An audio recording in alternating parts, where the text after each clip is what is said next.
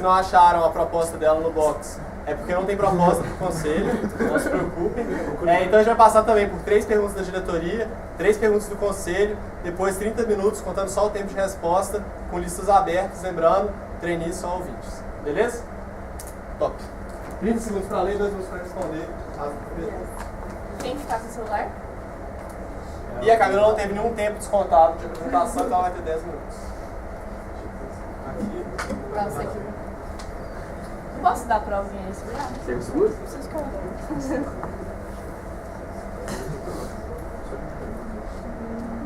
Pode começar. Gente, boa tarde. Meu nome é Camila e eu vim aqui apresentar minha sabatina do Conselho Administrativo. Tá aqui meu contato, se alguém quiser tirar alguma dúvida depois, conversar um pouco sobre o Conselho, eu me coloco à disposição. E a ideia hoje é que a gente passe por 4 pontos nessa conversa. Primeiro, a ideia é que eu passe pelos meus aprendizados na empresa, nessa trajetória, fale um pouco sobre a estratégia tanto da empresa quanto do conceito, para a gente se ambientalizar, de governança corporativa e dos papéis do conselho da empresa hoje. Então, no meu caminho até aqui, né, são um pouco mais de 1 ano e meio de trajetória aqui dentro da empresa. Eu passei pelos mais diversos cargos, na verdade foram 3. E eu aprendi muito nessa caminhada. Desde as minhas entregas como consultora, até quando eu emergi muito no núcleo e me apaixonei pelo que eu fazia. Quando eu me encontrei na presidência e na vice-presidência, né, onde eu aprendi muito sobre gestão e estratégia, eu encarei um desafio muito grande, que era estar junto com a diretoria da época, fazendo um novo planejamento estratégico da empresa. Então eu me orgulho muito e que foi um grande posto de aprendizado para mim. E nesse caminho, como eu estava dizendo, eu aprendi muita coisa. Desde a minha experiência com o cliente, de todas as minhas entregas que eu fiz, até a gestão de projetos sociais, no qual eu geri 21 projetos, sendo que a média costuma ser 8 durante a gestão. Quando eu sou embaixadora Choice, empresa da Artemisia, eu descobri um grande propósito, qual eu luto hoje, eu quero muito trabalhar com ele. Na presidência eu aprendi muito sobre gestão, estratégia, como eu disse, mas principalmente sobre articulação. Hoje eu entendo a presidência como uma grande articuladora e ponte para que as coisas aconteçam na empresa. Então o meu resultado depende do resultado dos outros diretores e essa é a grande graça das coisas e a gente precisa se adaptar para cumprir com esse papel.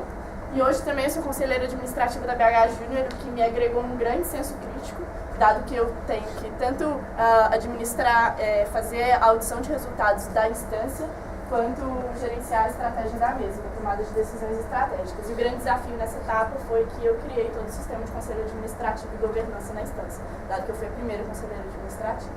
E hoje eu estou aqui pleiteando o cargo de conselheira administrativa da UCJ.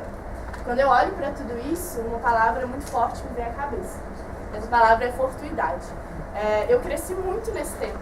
E foi muito pouco tempo, foi 1 ano e meio que me transformou. E se eu olho para a Camila do 4º período de administração e eu olho para mim hoje, eu nunca imaginaria que eu estaria aqui hoje apresentando um case para mais de 700 pessoas lá em Bento Gonçalves, no Rio Grande do Sul, fazendo todas as coisas maravilhosas que eu tenho feito. E essa palavra ela diz muito sobre o complexo, a rede, o sistema que você está inserido e o quanto ele te potencializa e te proporciona as oportunidades que você vive no seu crescimento. Eu acho que a UCJ e o Movimento Empresa Júnior simbolizam essa palavra, sabe? A gente está num sistema que necessariamente transforma a gente e a gente precisa ser muito grato a ele. E bom, agora falando um pouco sobre a estratégia da empresa e o que eu realmente vim aqui conversar com vocês hoje, a gente precisa primeiro entender um pouquinho sobre o conceito da estratégia para a gente emergir na nossa estratégia de UCJ. A gente pode entender a estratégia hoje como um grande conjunto de escolhas que são feitas dentro do gerenciamento do presente que buscam trazer resultados futuros. Isso é estratégia, né? E a gente pode entender essa estratégia como um mapa, um direcionamento. Claro que a gente está aqui hoje e a gente tem onde a gente quer chegar, como que a gente manuseia os recursos que a gente tem hoje, como que a gente toma a decisão para chegar até lá.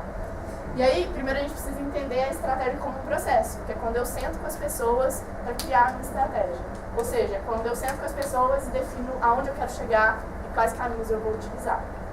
Quando eu penso na estratégia como conteúdo, é a parte da tradução. Ou seja, dado que eu criei uma estratégia, como que eu traduzo ela para a minha empresa e, principalmente, que tipo de escolha eu vou tomar, ou seja, qual caminho eu vou escolher para chegar no meu destino.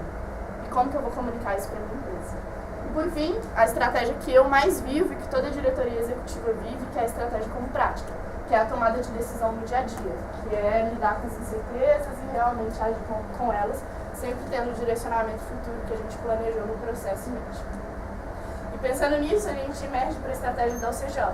E é muito legal que quando eu estava pensando no que falar sobre a estratégia da UCJ, foi muito simples me remeter a essa imagem. E eu espero que isso esteja impregnado na cabeça de vocês. Porque essa é a estratégia da minha empresa e ela é muito simples. Ela é um conjunto de 6 fatores. E ela é realmente muito simples e muito grandiosa por si só. A ideia é realmente entender que entre o problema sai solução. No processo a gente se desenvolve.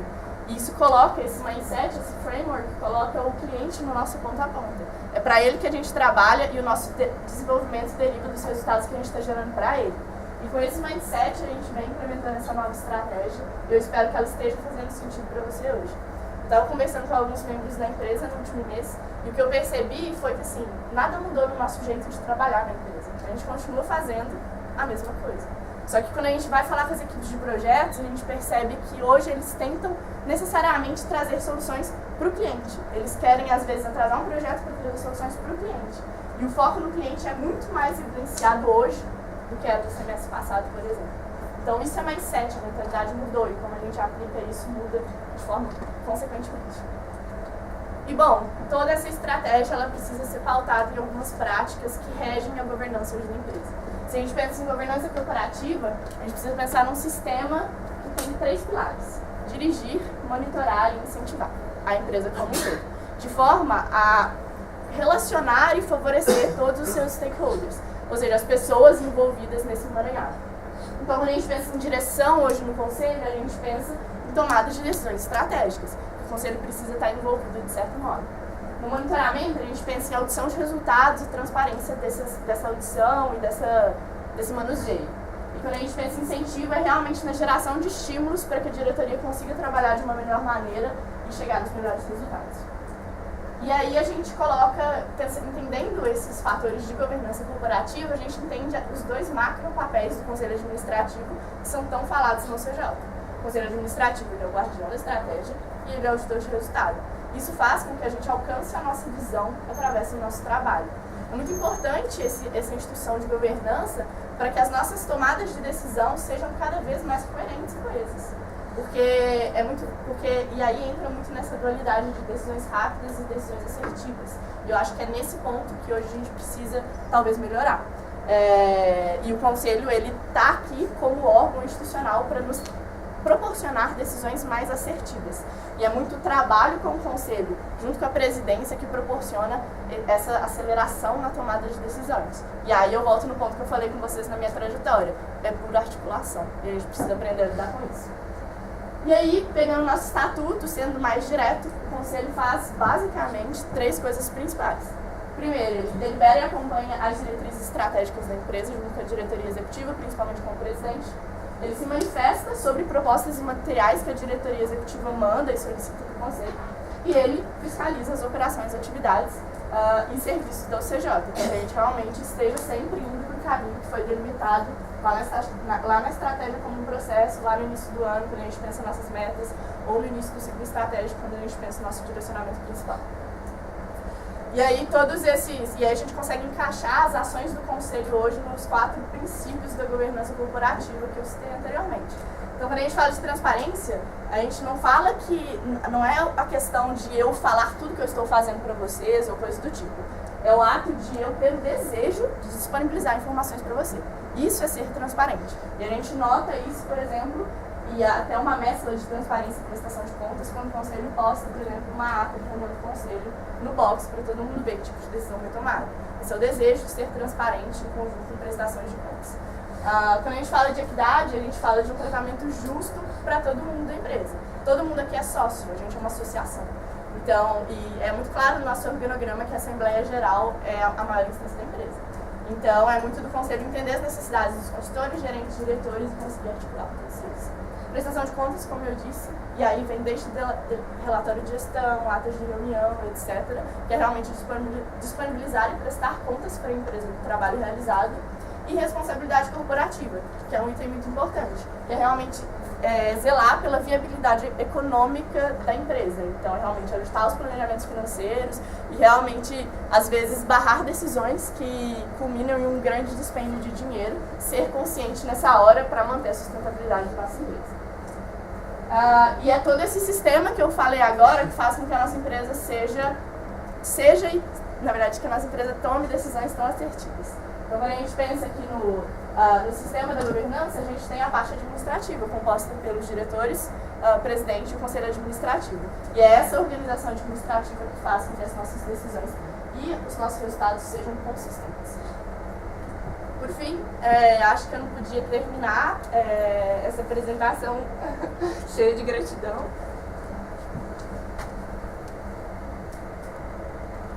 Ai, não consigo olhar.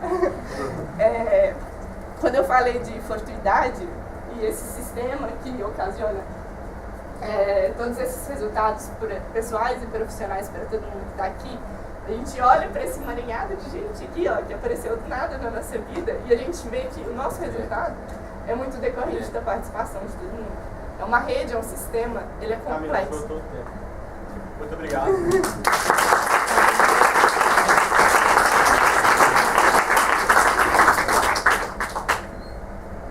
Agora a gente vai passar para as perguntas do conselho. Lembrando que vai ter 30 segundos para ler e 2 segundos para responder. Ai, tô muito chamada. Então. O Luiz já está contando. Quem está contando geral? Pois é. Não, geral é só das perguntas. Ah, tá.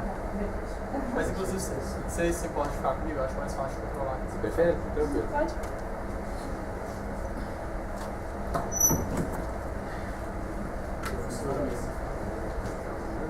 Então, a primeira pergunta do conselho.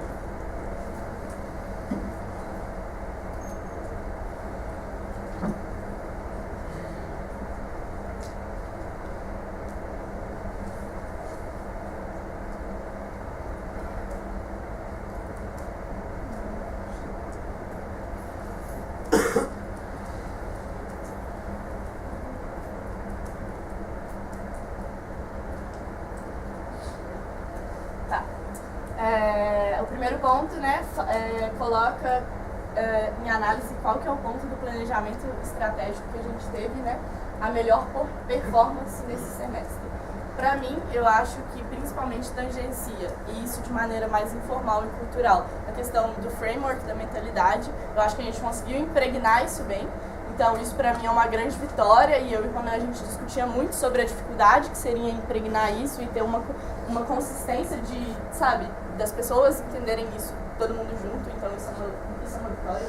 Os resultados, querendo ou não, da criação de indicadores são muito satisfatórios. Então, a gente tem hoje, todos os nossos projetos têm indicadores, isso é maravilhoso. E aí eu já puxo para qual que é o grande desafio, né, e o pior. Eu acho que o grande desafio e o nosso pior resultado talvez estejam nas coletas, muito decorrente, né, do curto período de tempo, claro, mas eu acho que a gente precisa realmente pensar nesse desafio e pensar em novas formas de operacionalizar isso. Não que a forma atual esteja errada, porque ela está muito bem planejada, mas enfim. Qual que é o principal passo a ser dado pela diretoria executiva? Acho que a gente vem discutindo isso muito em diretoria, realmente são pontos de inovação. Para mim, o principal passo é realmente quanto à caminhada do cliente dentro da empresa, então entender que ele é o ponta a ponta. A gente precisa estabelecer um melhor relacionamento desde o momento que a gente cria o portfólio até o momento que a gente gerencia o relacionamento com ele. Hoje eu acho que o caminho desse cliente é falho dentro da empresa e a gente precisa repensar isso um pouco. E aí, a principal preocupação do Conselho Administrativo para o próximo semestre, eu acho que, novamente, é monitorar os resultados dos indicadores do funil de mensuração de resultados dos nossos projetos, que são um grande diferencial da nossa estratégia hoje, e como conselho a gente precisa zelar por esses resultados e fazer com que eles sejam cada vez mais estratégicos. Segunda pergunta do conselho.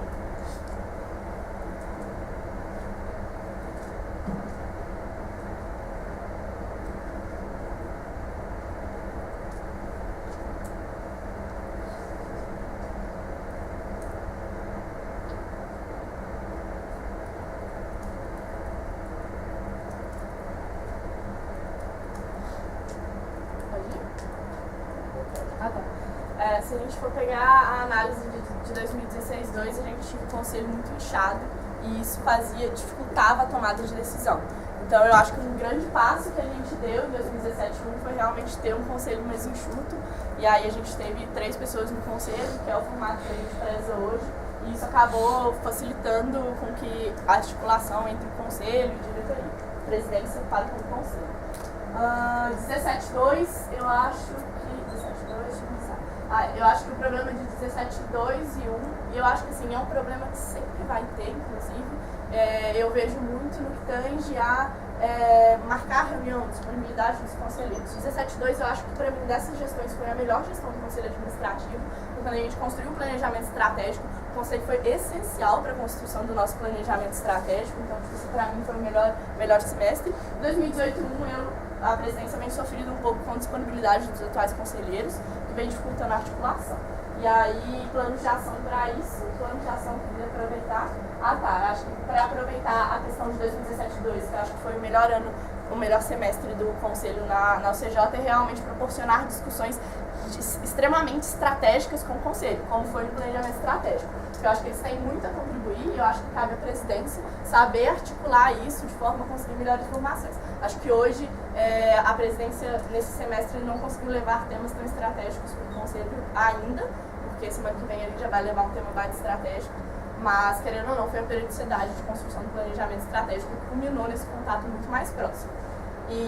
Mas em 2017-2 teve a festa de 25 anos também, que não foi legal, mas que foi aprovada em 17-1. Mais serenidade financeira, que eu acho que hoje a gente tem. Acho que é isso. Terceira pergunta do conselho.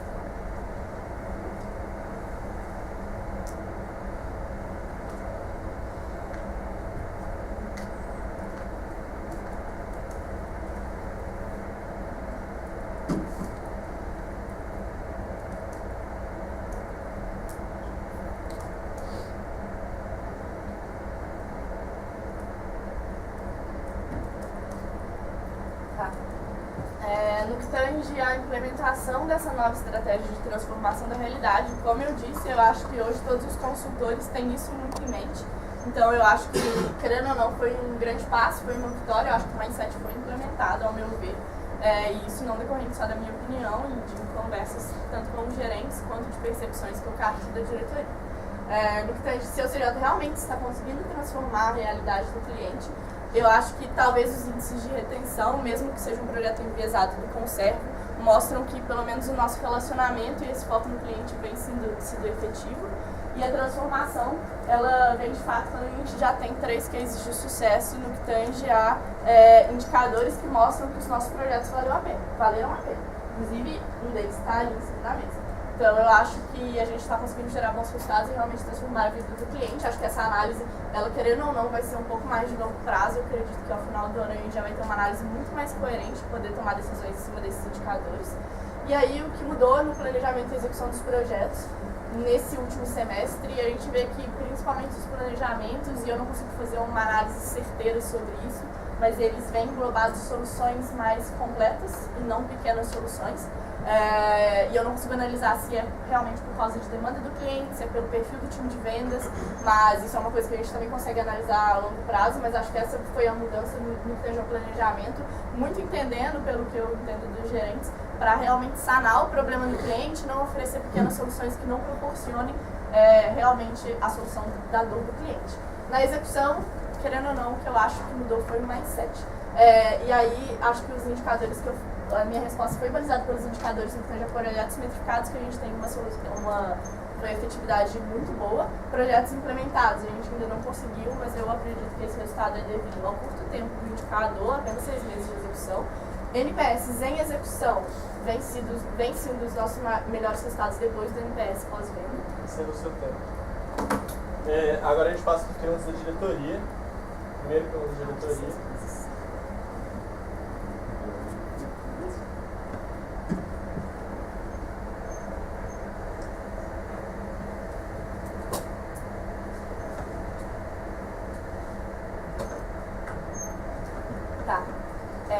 Vou começar pela segunda.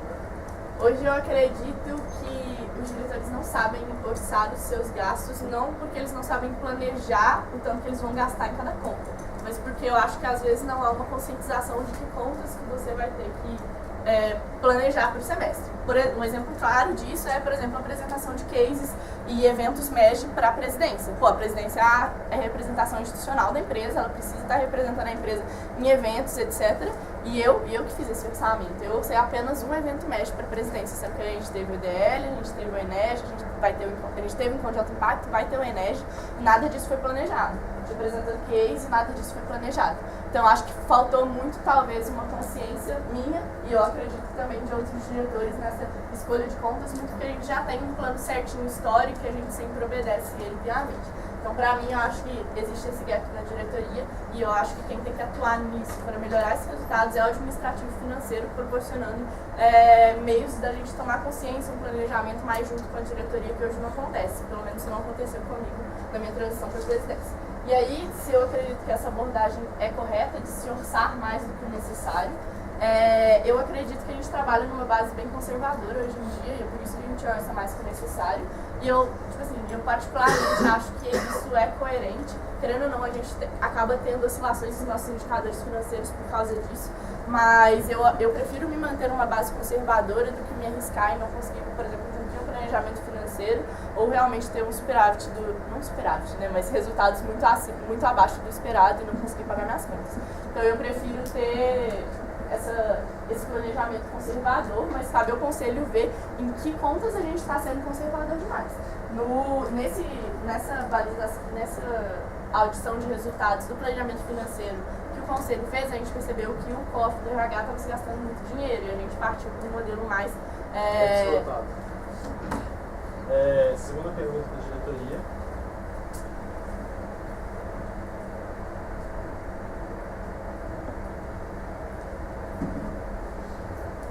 Tá, legal. Em 2012-15 foi tanto... 2012-15, foi um planejamento estratégico dividido em 6 ondas. Se a gente for pensar no planejamento estratégico anterior a esse, é um planejamento estratégico dividido em 3 ondas, ou seja, 3 focos estratégicos. 3 ou 4? Não me lembro. Acho que eram 4 focos estratégicos. 4 focos estratégicos. Não, era 3, era 1 por ano.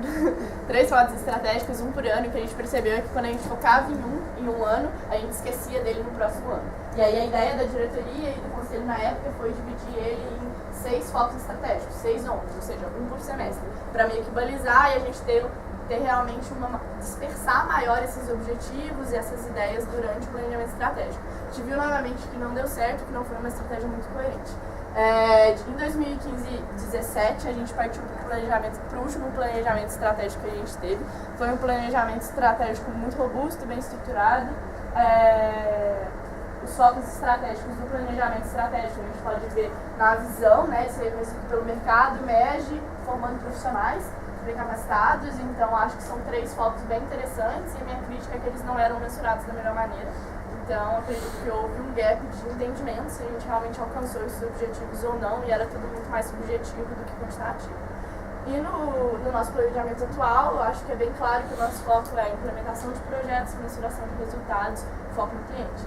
Então, tendo foco no cliente, o mindset que o nosso desenvolvimento se deriva disso. Última pergunta da diretoria.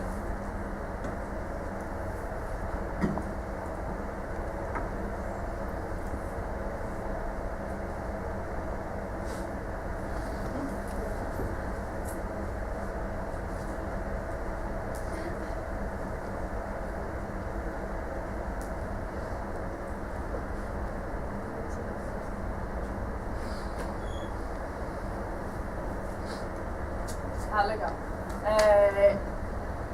Pegando na primeira pergunta que, né, faz menção se o conselho soube direcionar estrategicamente o fluxo financeiro, a gente tem a grande questão do nosso prejuízo com a festa dos 25 anos, que acabou ocasionando um fluxo de caixa muito negativo para a nossa empresa. Querendo ou não, ele era um evento estratégico, mas eu acho que talvez ele poderia, acho que é até um pouco um consenso, ter sido formulado de uma maneira diferente para que a gente conseguisse realmente investir estrategicamente nesse evento. Foi um evento maravilhoso, mas eu acho que o potencial estratégico dele foi diminuído frente ao rombo no caixa dele, que ele ocasionou. Que medidas eu pretendo tomar para otimizar esse desempenho é realmente balizar a decisão de consciência financeira, levando em conta o nosso planejamento estratégico e entendendo que grandes investimentos precisam ter, sabe, um direcionamento e um acompanhamento muito forte. Eu acho que o que aconteceu nos 25 anos é que o acompanhamento do conselho não foi muito junto com a diretoria. E acabou que o conselho foi perceber que a bomba estava explodindo muito em cima da hora. E aí a gente começou a trabalhar só em cima disso. Tanto que foi toda uma missão, a gente elegeu um coordenador só para o evento de 25 anos e para as coisas darem certo, porque o conselho realmente não acompanhou direitinho. E é necessário que o CJ volte a ter um conselheiro fiscal. Eu não acredito que isso seja necessário, eu acho que a gente consegue trabalhar com os conselheiros que a gente tem hoje, e é muito de entender que isso foi uma coisa fora da curva na nossa empresa, e que a gente tem um conselho coerente que não vai arcar com consequências desse tipo de A gente finaliza aqui, agora a gente vai abrir a rodada para perguntas abertas. Quem tem pergunta, por favor, levante a mão.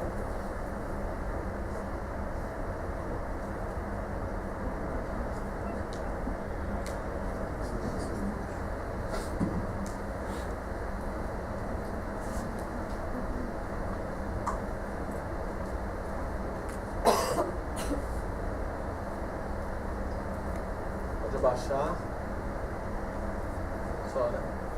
Tranquilo. Primeiro com o Mário.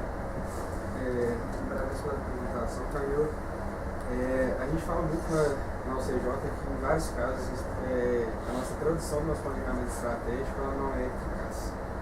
Eu queria que você me falasse, na sua opinião, ao longo dos anos, qual que tem sido a causa raiz desse problema. Eu quero que você fale um pouco desse planejamento estratégico atual, como vem sendo a tradução dele, quais são os pontos que a gente está acertando e a gente precisa melhorar.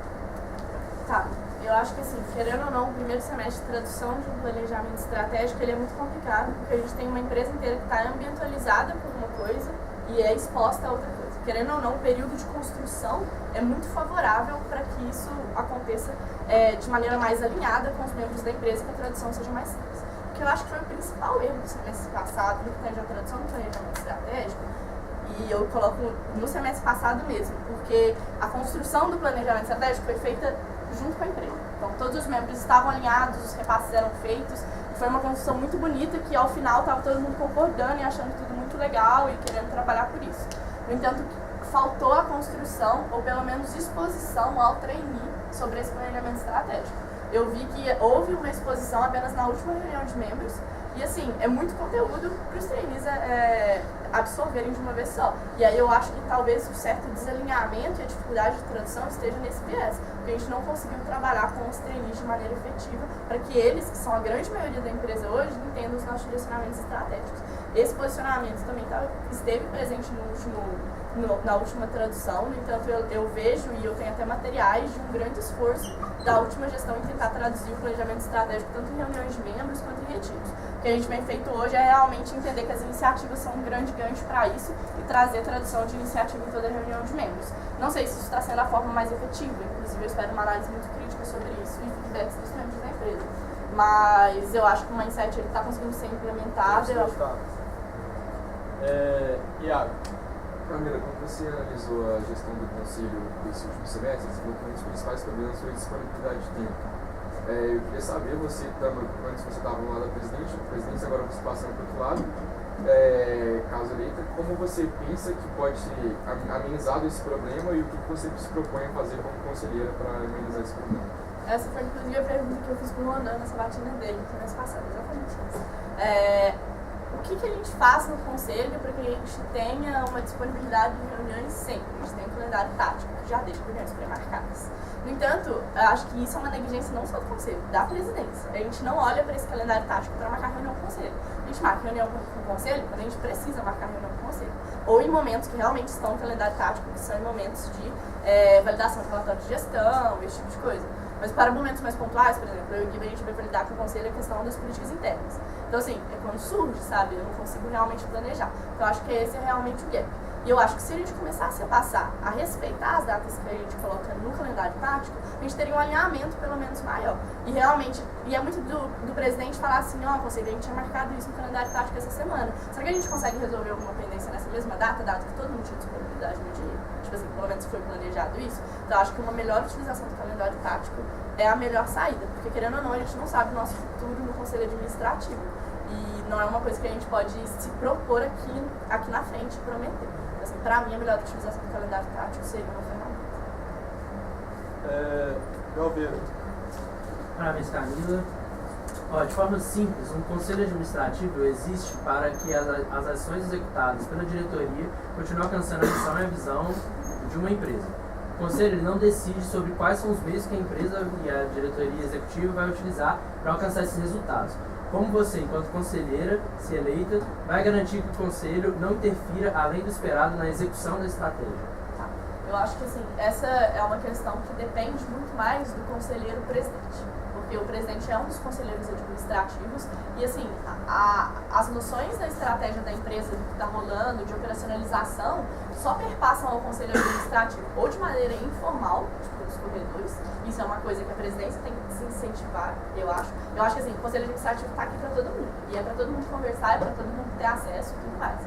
De forma, mas assim, ao ponto que isso não pode virar futriquinha e realmente conflito de interesse. De, vou falar para o conselho, mesmo sabendo que é a diretoria que resolve esse tipo de coisa. Então, assim, primeiro é o ponto de articulação da presidência e que a presidência tem que levar essas informações para o conselho. Então, assim, ao ponto que a presidência leva informações operacionais para o conselho deliberar, isso vira o caos e isso não dá certo. Então, eu acho que é muito mais a articulação do conselheiro presidente dentro do conselho administrativo, não de uma ação nossa. E um posicionamento top-down. Como que o conselho não vai interferir na direção executiva da empresa? Ah, tá, beleza. Novamente, eu acho que depende muito do presidente de levar esses assuntos estratégicos. Eu acho que o conselho ele só deve interferir nas questões que eu comentei aqui. Olha, você sabe qual que é o tempo médio de permanência da empresa passado por um relatório de gestão, certo? Cerca de 9 meses. Então, deste modo, frente a esse resultado, qual que é o melhor direcionamento para a formulação de método do indicador de conformidade de carteira de profissionais? Frente ao indicador. Ah, legal. Olha, eu acho que talvez eu vejo uma correlação, principalmente pela questão de unidade do conformidade de carteira e a questão do tempo médio de permanência, dado que é conhecimento retido na empresa, se a galera está saindo, é conhecimento saindo também. Mas eu acho que, assim, é muito mais da gente trabalhar com estímulos ao time de vendas do que trabalhar com estímulos na reformulação da meta ou da métrica, mas na verdade da meta, do indicador de conformidade de carteira. Eu acho que, assim, por mais que seja muito perigoso a gente ter gente saindo da empresa o tempo todo e o nosso indicador ser anual, eu acho que a atuação não está no indicador que é anual de conformidade de carteira, mas o conhecimento que está retido aqui na empresa e para a gente tomar decisão estratégica. Eu acho que precisa muito mais de esforços de RH, principalmente tanto no trainee quanto dentro da empresa, para que esse indicador não fique cada vez mais baixo quanto está ficando. Então, eu acho que, assim, o problema não está na meta, mas eu acho que a gente, e não que o problema esteja na articulação do RH, mas eu acho que a gente precisa atenuar e trabalhar no RH novamente. Les. Parabéns, Camila. Candidato. Faturamento é um dos principais temas discutidos dentro da UCJ. Contudo, ainda existe muita divergência se devemos realmente ter um foco muito grande em maximizar o nosso faturamento. Se sim, qual é a melhor maneira de alcançarmos esse resultado? E aí a pergunta que eu quero fazer para você, além dessa, é: em que medida o nosso planejamento estratégico está correlacionado com o nosso faturamento? Tá. A primeira é como que a gente pode aumentar o resultado do faturamento. Isso. Tipo assim, obviamente, todos os agentes da empresa querem crescer, se o crescimento da empresa for feito de forma sustentável, planejado e consistente, o crescimento não é um empecilho para ninguém da diretoria. Não é algo, inclusive para o conselho, não é algo que o conselho administrativo vai barrar, sabe? Metas de faturamento mais audaciosas, maiores projeções, etc., para que a gente consiga alcançar esses objetivos e crescer como empresa. Eu acho que esse não é o fator. Eu acho que o fator é realmente a consistência. E aí baliza diretamente na sua segunda pergunta, que é o que a gente precisa fazer para realmente crescer. Acho que hoje a gente precisa realmente entender e controlar mais os resultados, querendo ou não, o nosso time de vendas, né? Acho que se a gente for analisar os resultados de vendas de projetos, a gente não bateu nenhuma meta anual nos últimos 3 anos, a gente não tem consistências de vendas e tudo mais, então a gente não consegue controlar. Você acha que o nosso pé é baliza o nosso resultado? Camila, primeiro, parabéns pela sua apresentação. Minha pergunta vai no que tange ao conselheiro fiscal. Você falou que não concorda que ele deveria voltar a existir. Você sabe por que ele não existe mais? Quem foi o último conselheiro fiscal? E pensando que você falou que a festa de 25 anos foi uma coisa extra, que não acontece normalmente, mas teve 25 anos no ano passado, esse ano tem a reforma da sala, são 2 gastos muito grandes, ano que vem pode surgir outra coisa. Não seria necessário ter um conselheiro fiscal? Cara, eu não sei quem foi o último conselheiro fiscal, pra falar a verdade. E o meu conhecimento sobre o conselho, ele vem muito descentralizado desde 2016. Então, assim, eu realmente não sei quem foi a pessoa. Ao meu ver, e eu posso estar errada nessa minha resposta, eu acho que o Conselho Fiscal ele existia ele existe por pura formalidade, existiu por formalidade de governança corporativa. A gente for ler os livros do Instituto Brasileiro de Governança Corporativa, ele estabelece como um ponto que precisa estar nas organizações, e ele existia muito quando o conselho era mais inchado. Então, quando a gente tinha, por exemplo, 5 conselheiros administrativos, e eu acredito, eu posso estar errado, que foi nessa situação que o conselheiro fiscal existia. Eu não sei te falar quem foi, e eu consigo te falar que ele existia por pura formalidade de regras de governança corporativa da instituição brasileira que pressupõe isso. Qual que era a sua última pergunta? Por que Da reforma e tal? Não, pois é, se foi uma diversidade os 25 anos, mas esse ano já tem a reforma, esse ano que vem pode acontecer outra coisa que tem antes tem. Acho que a gente precisa lembrar que, por exemplo, a nossa reserva financeira, quando ela começou a ser criada, ela foi criada pensando nessa mudança de sala. Henrique. Parabéns pela apresentação. Para a reunião de conselho acontecer, tem que ter 2/3 dos conselheiros, certo? Atualmente, a gente pode passar um semestre inteiro sem um dos conselheiros em nenhuma dessas reuniões, ou até um ano não em nenhuma dessas reuniões?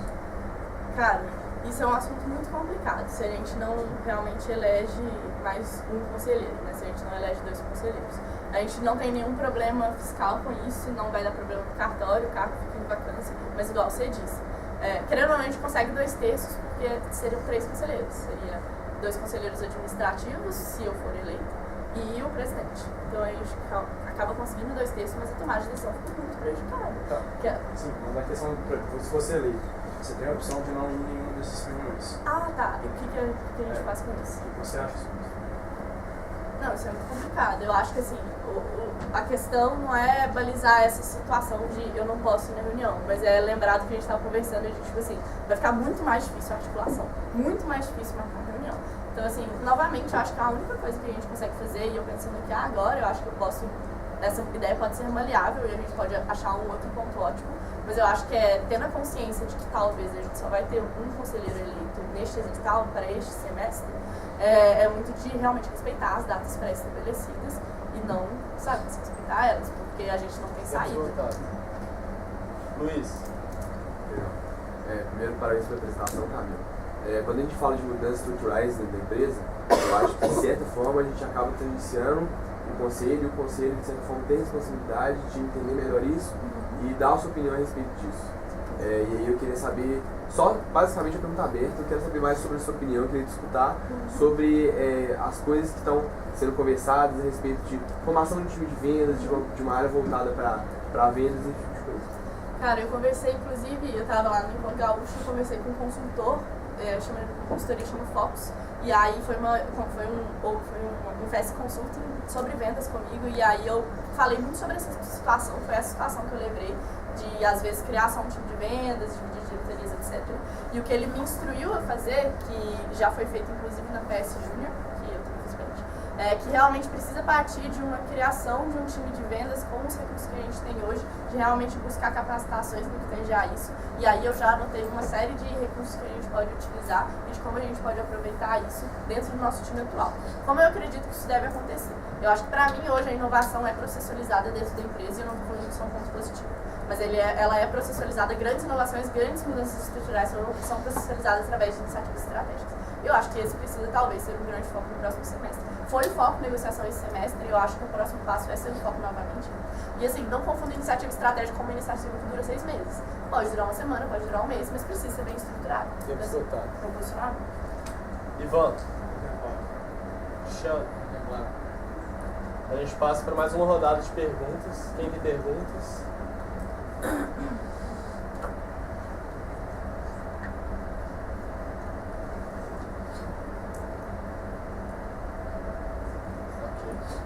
Pode abaixar as mãos. Maio. Camila, se for pegar, não sei se pode mostrar, mas se for pegar um quadro de alguns indicadores referentes à célula de projetos, mais especificamente, que é o nosso core, você vai ver que ao longo dos últimos anos a gente vem reduzindo gradualmente o nosso tempo médio de projetos, sem que a gente altere muito o número de projetos vendidos, sem que a gente altere muito a nossa eficiência comercial E aí o que a gente vê é um cenário de ser decrescente e agora se estabilizando aí num patamar um pouco menor do que a gente já conseguiu alcançar. Pensando nesses 4 indicadores especificamente, eu queria que você me falasse como que eles se relacionam e o que você acha que deve ser o direcionamento dessa hora de projetos a partir do. Se a gente for ver, tipo, for analisar essa meio de estabilização no final do período, igual você falou, né? Eu acho que é nesse último semestre, 2018, né? 2017. 17,2? A estabilização do IC? O IC estabilizando no nível mais baixo. No nível mais baixo, tá. Porque hoje a gente vê, tipo assim, um cenário de um aumento do tempo médio de projetos, esses projetos que estão sendo vendidos, e a gente vê essa correlação também existindo com o nosso IC aumentando nesses últimos meses. Então, pensando no que? Quais são os fatores? Relaciona isso, tempo médio de projetos fechados, eficiência comercial, isso. O IC ele é muito influenciado pelo tempo médio de projetos, querendo ou não, porque ele consegue porque quanto mais longo o projeto, a gente consegue realmente estar alocando por mais tempo a nossa capacidade produtiva. Projetos vendidos. Fechados. Tá, legal. Projetos fechados, eu acho que tem uma correlação muito forte quando o IC está muito baixo. Eu acho que o time de vendas fica muito pressionado a vender projetos e a gente vê reações do tipo. Acho que em 2017. Notado.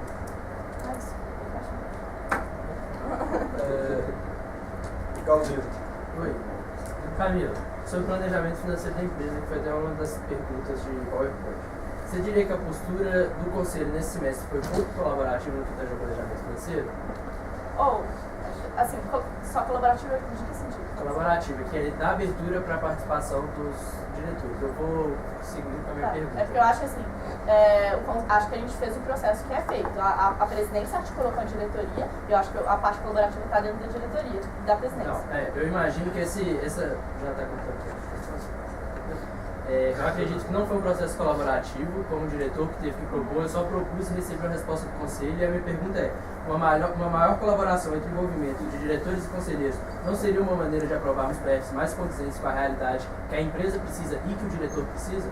Cara, eu acho que, inclusive, no seu caso, foi muito colaborativo com o conselho, porque eu acho que houve discussões muito grandes, inclusive com o Mário falando na empresa, para discutir questões de investimentos na vida estate e tudo mais, que pautaram exatamente o planejamento financeiro. Então, a gente não queria fazer o planejamento financeiro, e eu lembro que a sua demanda era, acho muito importante a gente ter a ferramenta, etc. E a gente falou, vamos articular. E aí a gente articulou com o conselho, o Mário foi lá, e a gente discutiu, e a gente, inclusive, manteve o investimento. Eu acho que, assim, isso parte muito de uma demanda da diretoria. Então, assim, o conselho está lá para ser a pessoa fria que vai julgar os resultados friamente, vai cortar gasto e vai pensar na estratégia da empresa como um todo. Então, assim, para que isso funcione de uma melhor maneira, eu acho que cabe a abertura do conselho, eu concordo, cabe a abertura, mas eu acho que a relação é muito mais com o presidente. Camila, eu vou voltar à pergunta inicial. Como que o nosso PE está correlacionado com o nosso resultado financeiro? Nosso PE. Nosso planejamento estratégico. Nosso resultado financeiro, beleza. Eu acho que quando a gente olha nos objetivos da perspectiva financeira, a gente vê indicadores e a gente não, por exemplo, vê indicadores de faturamento. E aí eu acho que talvez isso tangencie uma menor, sabe, garra, e realmente não é um grande objetivo estratégico da nossa empresa. É faturamento, sabe? A gente quer cumprir com o nosso plano de gastos, com o nosso planejamento financeiro. Então, por essa, sabe, ele é colocado em segundo plano e acaba não sendo um foco da empresa como um todo. Acho que poucas pessoas aqui na empresa, inclusive, sabem qual é a nossa meta de faturamento. E assim, foi uma escolha que a gente fez. Eu acho que assim, e eu inclusive defendo essa escolha. Eu acho que a gente precisa trabalhar na geração de outros estímulos para que a empresa realmente compre essa ideia. Por exemplo, em gestões à vista, em gamifications que façam isso acontecer. Você acha que esse modelo como foi construído o PE, que foi similar ao PE 2015-2017, não favoreceu resultados negativos como do ano passado? Eu agora. Camila, a minha pergunta vai no que tange a diversidade, tá? Na linha do primeiro conversa, primeiro do Alveira, que a gente vê que a gente não tem muita diversidade no conselho. Normalmente, quase desde o maio só tem diretores, dessa vez, caso você eleito, só vai ter os presidentes. Por que você acha que isso acontece? Você acha que isso é uma falha da diretoria em gerar estímulos das pessoas, do conselho em procurar explicar a rotina, ou você acha também que os gerentes não estão aptos a assumir o conselho e por isso eles não querem? Tá. Primeira é a questão de por que só presidente se candidata. A questão de ser pouca diversidade. Tá, pouca diversidade. Eu acho que, tipo assim, o presidente, ele tem grandes fatores para se candidatar ao conselho administrativo, porque, querendo ou não, ele está à frente da diretoria, e ele tem todo esse conhecimento e ele é parte do conselho. Então, assim, ele tem toda essa vivência e preparo para estar lá no conselho atuando. Então, acho que é por isso, principalmente, que isso acontece, porque para mim é quase uma extensão, sabe? É uma caminhada quase lógica. O presidente que foi conselheiro conseguir contribuir para balizar os melhores resultados, entendendo as dores que ele passou com o conselho, entendendo toda a estratégia e como a articulação acontece. Então, acho que é por isso que a grande maioria dos presidentes sempre tentam um conselho. O segundo ponto é quanto a diretoria que não vai, né? Não, pois é, e pensando então que o presidente é a extensão. O Ronan estendeu, você vai estar estendendo. A gente não vai estar com uma opinião enviesada no conselho de quem já foi presidente e não da diversidade da empresa? Não, eu concordo. Tipo assim, eu gostaria muito de ter mais diretores, mas eu não acho que ter presidentes é prejudicial. Muito menos ter só presidentes é prejudicial. Porque o presidente é o cara que articula com todas as salas da empresa, entende todas as informações, então eu não vejo isso como um ponto negativo. Mas eu acredito que a diversidade sempre... Luiz. Camilo, na sua última resposta você falou um pouco, bem sucintamente, sobre eu preciso entender que uma iniciativa de diretoria não quer dizer que são 6 meses de iniciativa de diretoria, que pode ser uma semana, pode ser um mês. E eu queria te falar, queria que só basicamente você balizasse as iniciativas, principalmente da ação de projetos, dos últimos 2 semestres, e falasse um pouco sobre como que você vê que isso pode ser melhorado ou não pode ser melhorado, pensando principalmente em metodologia ágil, que a gente costuma ver e que a gente está vendo que é muito aplicado no dia de hoje. Mas é isso que tu fala no resultado que o projeto está tendo com as iniciativas ou da iniciativa em si? No desenvolvimento das iniciativas. Ah, tá. Eu acho que, tipo assim, querendo ou não, a célula de projetos é o core business da empresa, é a célula que, ao meu ver, tem mais coisa para fazer, sabe? Do lado de coisa tem uma rotina quase impossível, negocia, gerencia, tá lá para auxiliar os gerentes de projetos e tudo mais. Então, assim, por isso que eu acho que, às vezes, a rotina sobressai essa questão de iniciativas estratégicas. Por isso que eu acho que o desempenho da célula de projetos vem demonstrado nas iniciativas estratégicas, vem demonstrado um desempenho abaixo, tipo assim, nos últimos anos, por causa disso, rotina muito pesada. Mas eu acho que, tipo assim, isso não pode ser mais uma grande desculpa. Eu acho que é muito de organização de rotina, deles terem essa consciência. Eu acho que as metodologias ágeis, elas são muito importantes, principalmente para iniciativas no que tange a testes, como são as iniciativas da sala de projetos hoje. Então, tipo, os meninos estão testando novas coisas para ver se funciona e tudo mais. E isso, querendo ou não, gera sprints para mudar e melhorar. Eu acho que é mega importante e precisa ser feito com mais frequência. Principalmente na sala de projetos, que consegue estar atuando o tempo todo. Henrique. Camilo, independente de sendo 2 ou 3 conselheiros, se a gente tem essa abertura de um dos conselheiros não participar de uma dessas reuniões, como que a gente consegue garantir um comprometimento desse conselheiro e não trazer o conselho mais como mais uma extensão, realmente estender? Vou continuar na CJ simplesmente por estar e garantir realmente isso que é estratégia. Cara, eu acho que, tipo assim, isso é muito balizado, sabe? Isso é complexo da gente conversar, sabe? Porque por mais que a pessoa seja muito apaixonada por isso aqui e veja isso como uma maneira de... Sabe, quando a gente entra na diretoria e passa para o conselho, eu sinto que a linha de desenvolvimento é muito mais de retribuição do que aprendizado.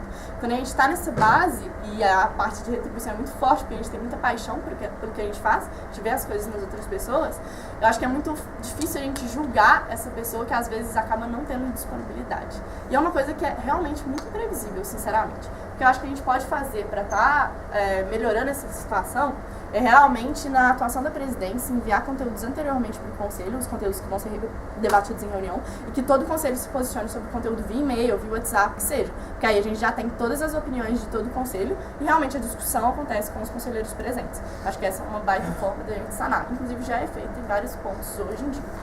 Mas é difícil julgar isso, sabe? Tipo assim, eu realmente não consigo julgar, eu não acho que há acumulação. A gente vai abrir para mais uma lista. Quem tem perguntas? Mário. Há um tempo atrás, quando a gente analisava ao CJ de maneira geral, a gente sempre se prezava por 2 pontos, a gente colocava muito que esses pontos eram os pontos que a gente precisava sempre trabalhar, que é aumentar a qualidade de projetos e aumentar a qualidade de gestão. Puxando para o lado da qualidade de gestão, a gente tem até um objetivo estratégico que fala que a gente tem que buscar melhoria contínua nesses processos. E a gente tem alguns indicadores da presidência que estão nesse objetivo estratégico. Eu queria que você avaliasse a efetividade desses objetivos, desses indicadores, em mensurar o alcance desse objetivo, se você mudaria alguma coisa. Ah, legal. Eu acho que... Eu gosto dos indicadores, eu acho que eles são efetivos, mas e principalmente, por exemplo, quando a gente fala na execução da estratégia, a gente encara, pelo menos eu encaro na análise, muito menos como um número de quantas iniciativas eu executei, muito mais como uma análise qualitativa de insumos que isso está gerando e de como isso está sendo desenvolvido. E eu acho que isso precisa, acho que talvez a chave para a gente conseguir trabalhar melhor esses indicadores e gerar mais estímulos de gestão, para que a nossa gestão interna realmente se renove e seja melhor a cada dia, seja mais pautada nessa análise qualitativa, que não modifica o indicador.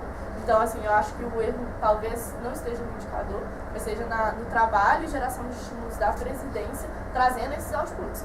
Eu, particularmente, nunca trabalhei com esse, tipo assim, obviamente eu trabalhei com indicadores muito problemáticos, mas eu nunca peguei esse indicador vendo o panorama geral e balizei tomada de decisão, por exemplo, em reunião de diretoria, que é uma coisa que a gente discute e pode ser melhor utilizada para os próximos semestres. Então, ter esses indicadores realmente como chaves de tomada de decisão na gestão da empresa, e não como auxiliares e às vezes não notados, como eles são hoje.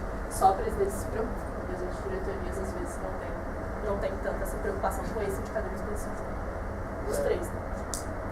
Les, então, voltando à pergunta anterior, você falou no final da resposta que você não acha que a forma como foi construído o nosso planejamento estratégico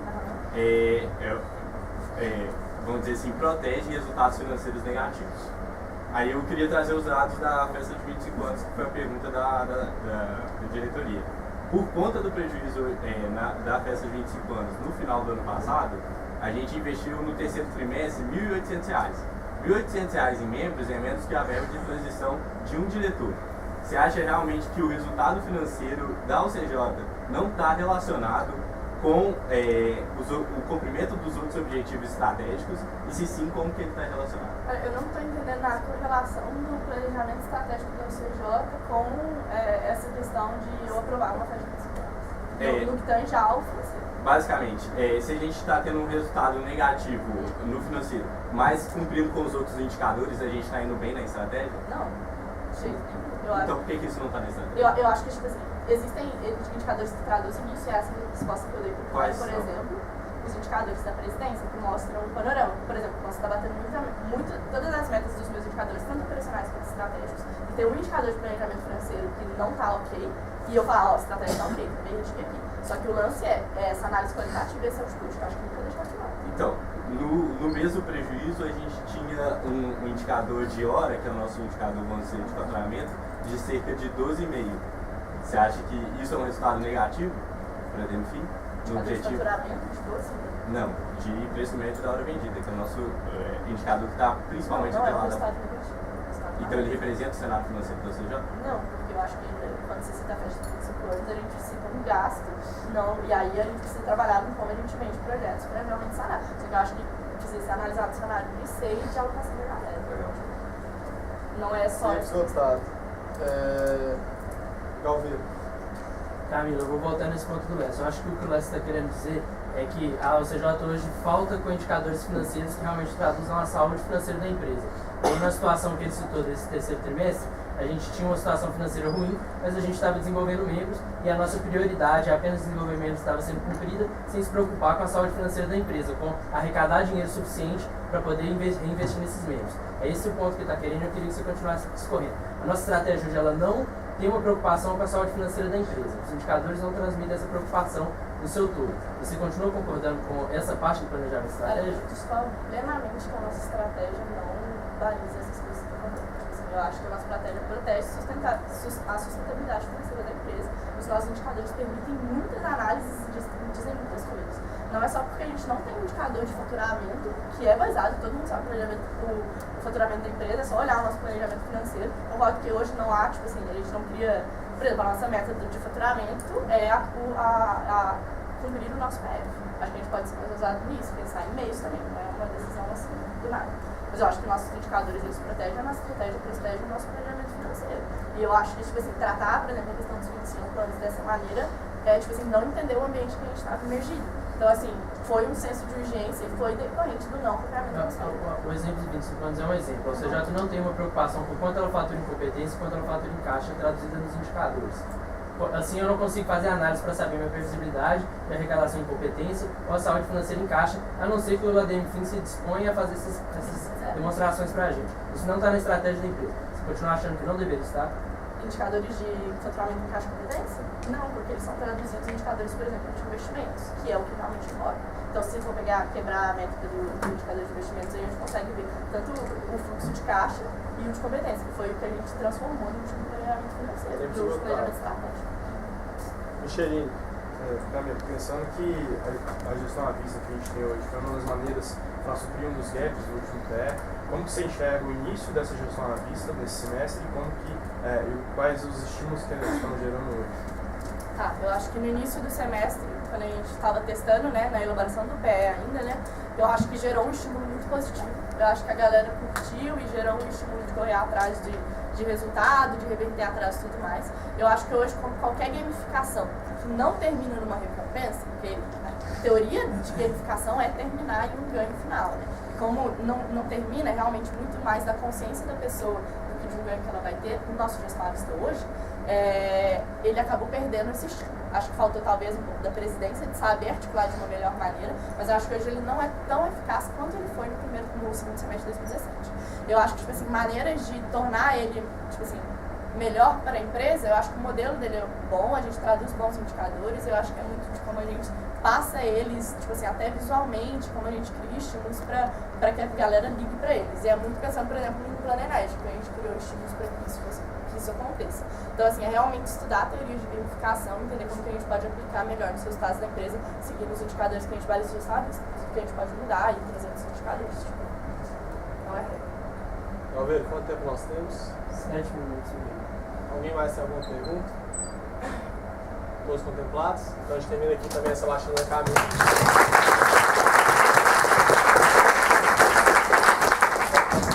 Tem recado do celular.